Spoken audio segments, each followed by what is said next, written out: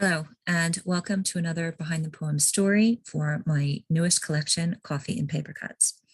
Today, I'm going to be talking to you about the poem Mother Nature Mocks.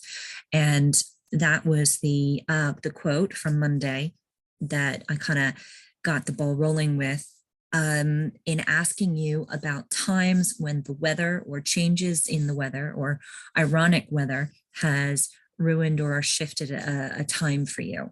A moment for you.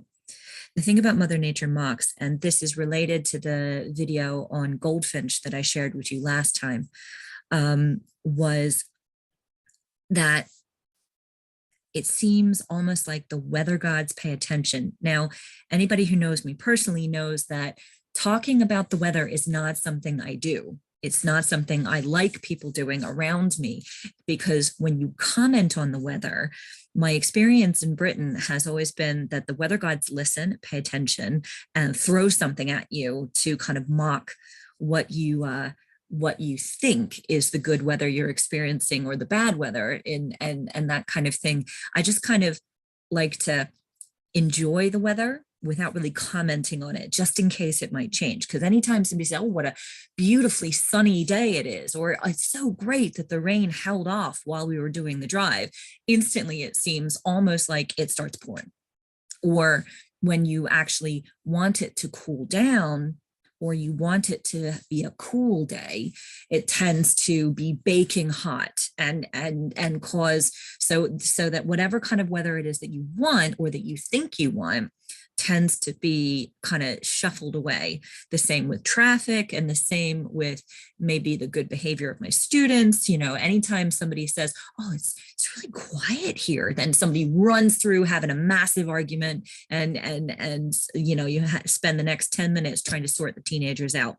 And nobody believes me, but it has been proven again and again, when you tempt Mother Nature, when you tempt the weather gods and the behavior gods and the traffic gods, that they will mock. And so Mother Nature Mocks is that kind of feeling where you're inside and you want to be outside because it's so nice, but you know that the minute you go outside, that's going to change.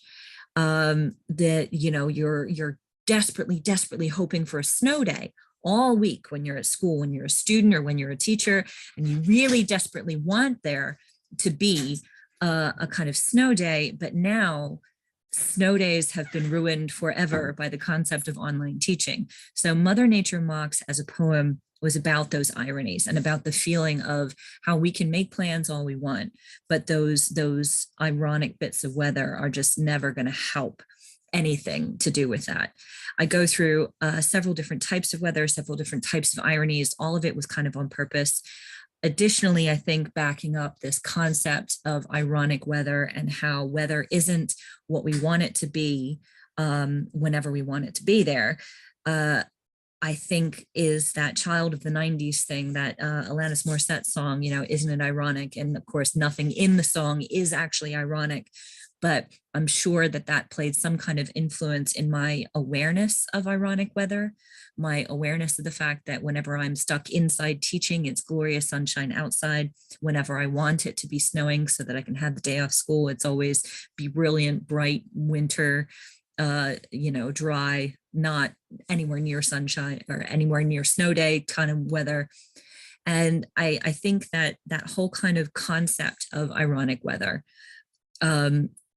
is entertaining. So like I ask in the quote from Monday, please do feel free to share your ironic weather stories, you know, a time a sporting event or a picnic or something got ruined by your ironic weather, or a experience where you were proven right, but arguing or talking about the weather changed it and made it more difficult.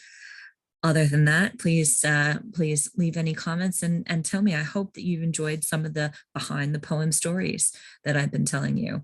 I hope and look forward to hearing any of your comments on the book now that it's been released. And until then, I will tell you another story next week.